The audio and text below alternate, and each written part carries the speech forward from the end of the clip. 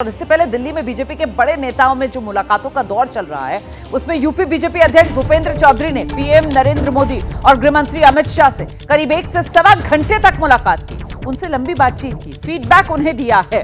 इससे पहले भूपेंद्र चौधरी पार्टी अध्यक्ष जेपी नड्डा से भी मिले थे। तो ये जो मुलाकात का दौर चल रहा है, इसको लेकर आइए जरा बड़ी स्क्रीन पर दिखाते हैं दर्शकों को कौन कहां किससे मिला है। यूपी को लेकर दिल्ली में मुलाकातों का दौर, जानकारी हमने तैयार की है, बड़ी वॉल पर दिखाते हैं आपको। ये जो मुलाकात चल रही है, इसी को लेकर यूपी पर दिल्ली में मुलाकातों का दौर लेकर आइए जरा जानकारियां दर्शकों को बताते हैं किस तरीके से एक के बाद एक ये मुलाकातें हुई हैं और दिल्ली में हुई हैं। ये अमित शाह, गृह मंत्री, प्रधानमंत्री नरेंद्र मोदी, ये मुलाकात सबसे हाई प्रोफाइल मुलाकात। अच्छा, भूपेंद्र चौधरी उत्तर प्रदेश बीजेपी के अध्यक्ष हैं, इनकी प्रधानमंत्री नरेंद्र मोदी से मुलाकात हुई है। इतना ही नहीं, भूपेंद्र चौधरी जो हैं उत्तर प्रदेश बीजेपी के अध्यक्ष, उनकी अमित शाह से मुलाकात हुई है, गृह मंत्री से अलग से ये मुलाकातें हुई हैं। अच्छा, इसके अलावा केशव प्रसाद मौर्य और भूपेंद्र चौधरी दोनों ने मुलाकात की थी जेपी नड्डा से। तो कुल मिलाकर ये वो मुलाकातों का दौर है जो दिल्ली में देखने के लिए मिला है। हम सीधे आपको लेकर चलते हैं, हमारे साथ हमारे सहयोगी नीरज पांडे इस वक्त मौजूद है और जरा जानते हैं नीरज पांडे से कि अब सबसे बड़ा सवाल तो यही है कि ये यूपी बीजेपी का संग्राम एक तरीके से खुलकर सामने आ रहा है अब तो, और ऐसे में अब इसका अंजाम क्या होगा? पार्टी के सूत्र क्या जानकारी दे रहे हैं? क्या वो बड़ा बदलाव, क्या वो अमूलचूल बदलाव 27 चुनाव से पहले, जिसकी पैरवी एक तरीके से इस फीडबैक रिपोर्ट में की गई? देखिए रोमाना, अब क्या बदलाव होगा इस पर तो कहना भी जल्दबाजी होगा, लेकिन इतना तय है कि भारतीय जनता पार्टी में जब भी किसी राज्य में कोई इस तरह की परिस्थिति पैदा होती है तो केंद्रीय नेतृत्व उसका मोर्चा संभाल लेता है और केंद्रीय नेतृत्व उस पर फीडबैक लेना शुरू करता है, उस पर बातचीत शुरू करता है और खोजने की कोशिश करता है कि कमियां कहां रही हैं। अब चूंकि प्रदेश अध्यक्ष हैं भूपेंद्र चौधरी और केशव मौर्य डिप्टी सीएम है और दोनों ही बहुत ही सीनियर लीडर हैं। केशव मौर्य खुद प्रदेश अध्यक्ष रह चुके हैं। ऐसे में केंद्रीय नेतृत्व का ये जिम्मा हो जाता है कि उनसे बुलाकर उनका फीडबैक लिया जाए और उस फीडबैक के आधार पर चीज़ों को ठीक किया जाए।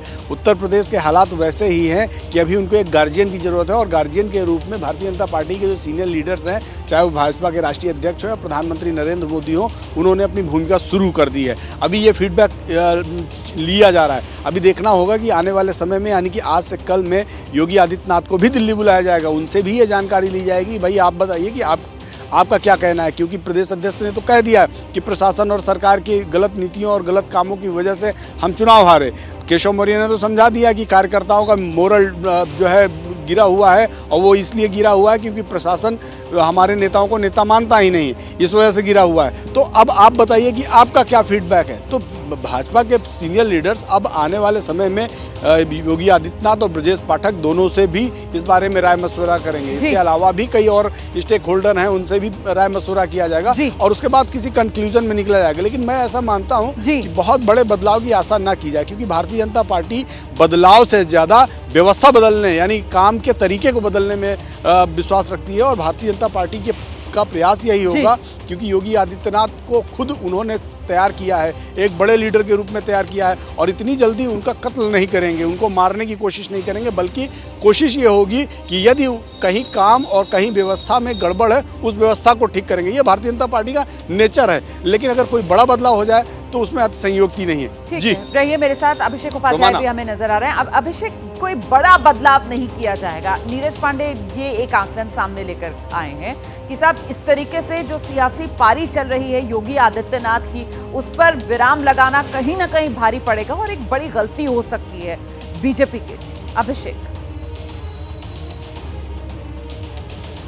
बिल्कुल, देखिए नीरज पांडे जो कह रहे हैं वो सत्य के काफ़ी करीब है और योगी आदित्यनाथ का जो कद है वो बहुत बड़ा है, इसमें दो राय नहीं है। उनकी लोकप्रियता बहुत ही ज़्यादा है, इसमें भी दो राय नहीं है। ये बात अलग है कि संगठन और कार्यकर्ताओं और विधायकों के बीच में उनकी लोकप्रियता का पैमाना वो नहीं है जो कि आम जनता के बीच में, ये भी एक फैक्ट है। तो रास्ता वही निकाला जाएगा जो हमारे सोर्सेज बता रहे हैं रोमाना, कि कुछ ऐसे विभाग जिनसे की समस्या हो रही है। अभी वो विभाग कौन से होंगे मैं अभी कह नहीं सकता, हूं, लेकिन रिशफलिंग पर विचार यही हो रहा है। जैसे कि गृह और सूचना, इन दोनों का जिक्र किया गया कि सूचना विभाग से बाकायदा टारगेट किलिंग हो रही है और अपने ही नेताओं की, और उसमें कोई नहीं बच रहा है। लखनऊ से लेकर दिल्ली और गुजरात तक जिनको ऐसा लगता है कि वो योगी आदित्यनाथ के कहीं से बीच में आते हैं, तो उनको सूचना विभाग से ये आरोप लगाए गए, मैं आरोपों की बात कर रहा हूं, कि वो यहीं से नैरेटिव बिल्डअप कर दिया जाता है। गृह में पुलिस ने बहुत परेशान कर रखा है। तो नीरज की बात काफी हद तक सही है कि योगी आदित्यनाथ को कोई टच नहीं करेगा आज के हालातों में, लेकिन हाँ, सरकार के भीतर एक आमूल-चूल बदलाव करने की कोशिश जरूर की जाएगी। बिल्कुल, और वो इसी तरीके से होगी कि कुछ विभाग और उसके अंदर रीशफलिंग, और इससे किसी तरीके से जो कद कहा जाता है ना, सियासी कद, उसको थोड़ा छोटा बड़ा करने की कोशिश, ताकि 27 चुनाव को लेकर बीजेपी अपना घर दुरुस्त कर पाए।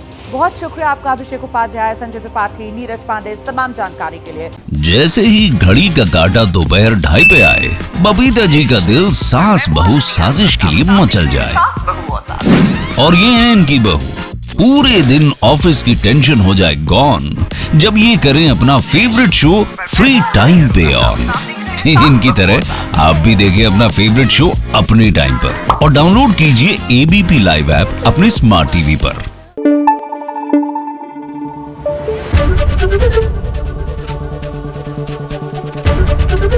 एबीपी न्यूज आपको रखे आगे।